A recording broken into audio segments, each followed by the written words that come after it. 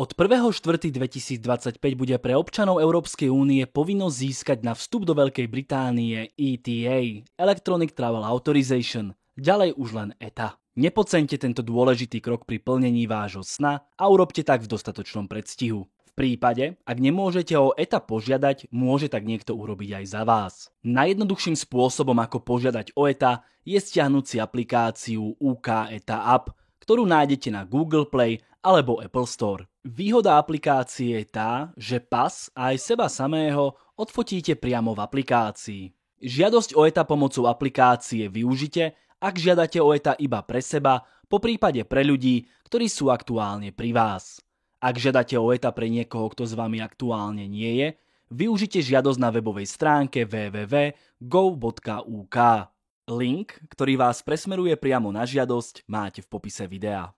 Vyplnenie žiadosti cez web si vysvetlíme po návode cez aplikáciu. Poďme teda na apku. Pripravte si pas, s ktorým budete cestovať, kreditnú alebo debetnú kartu. Môžete platiť aj s využitím Google Pay alebo Apple Pay. No a ak ste náhodou zabudli heslo od e-mailu, nájdite ho taktiež. Otvorte si aplikáciu. Ako prvé napíšeme svoj e-mail, na ktorý nám príde overovací kód a tiež rozhodnutie o udelení ETA. 6-miestny kód z e-mailu vpíšeme do aplikácie. Nasleduje vyplnenie vášho telefónneho čísla s predvoľbou. Aplikácia vás vyzve na naskenovanie úvodnej strany pasu s detailnými inštrukciami. Pas naskenujte tak, aby všetky 4 rohy boli v príslušnej zóne. Po úspešnom naskenovaní skontrolujte, či sa naskenované informácie zhodujú s informáciami na vašom pase. V prípade nezrovnalostí editujte svoje údaje. Nasleduje skenovanie vašej tváre. Dobré svetlo, neutrálny výraz, žiadne čiapky či okuliare. Po úspešnom skenovaní si musíte urobiť fotografiu s prednou kamerou. Zopár odporúčaní: postavte sa voči bielej stene, nemajte za sebou žiadne iné objekty, majte neutrálny výraz. Taktiež na fotografii nemajte žiadne tiene. V prípade, že fotografia nebude spĺňať kritériá, vytvoríte si pohodlne ďalšiu. Po úspešnej tvorbe fotografie nasleduje vyplnenie adresy. Ulica bez mekčeňov a dĺžňov, mesto a krajina. V prípade, ak ste v minulosti mali inú národnosť alebo aktuálne máte aj inú národnosť, zadajte ju. Nasleduje séria otázok, na ktoré musíte pravdivo odpovedať. Po zodpovedaní otázok nasleduje kontrola zadaných údajov. Ďalej prehlásenie o tom, že zadané údaje sú pravdivé a správne.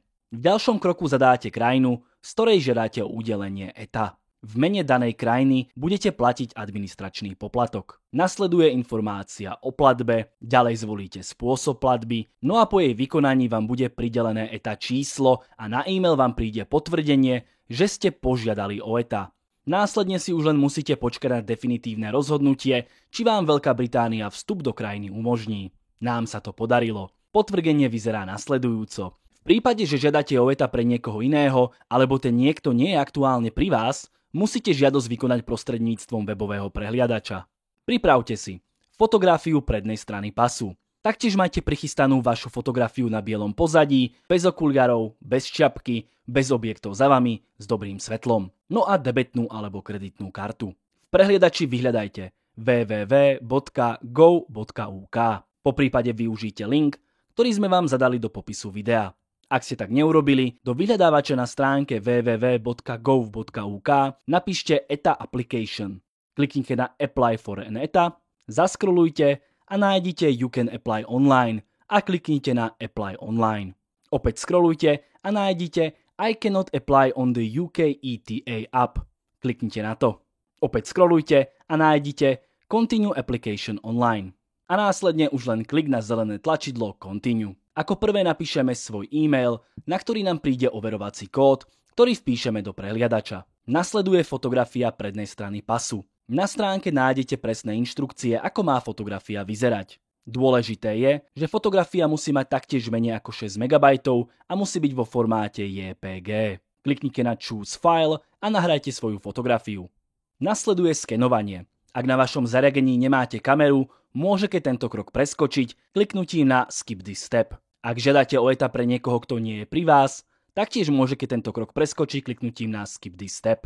Inak klikneme na Continue a vytvoríme sken. Po úspešnom skenovaní musíme nahrať svoju fotografiu. Nasledujú odporúčania na kvalitu tejto fotografie. Kliknutím na Choose File nahráme fotografiu a klikneme na Continue. V prípade, že fotografia nespĺňa kritériá, upozornia vás na to. V takomto prípade odporúčame kliknúť na No I want to upload another photo a splniť požiadavky na fotografiu lepším spôsobom. Pokračujeme otázkou o tom, či máme mobilný telefón. Ak áno, vpíšeme telefónne číslo s predvoľbou. Nasleduje vyplnenie adresy, ulica bez mäkčeňov a dĺžňov, mesto a krajina. V prípade, ak ste v minulosti mali inú národnosť alebo aktuálne máte aj inú národnosť, zadajte ju.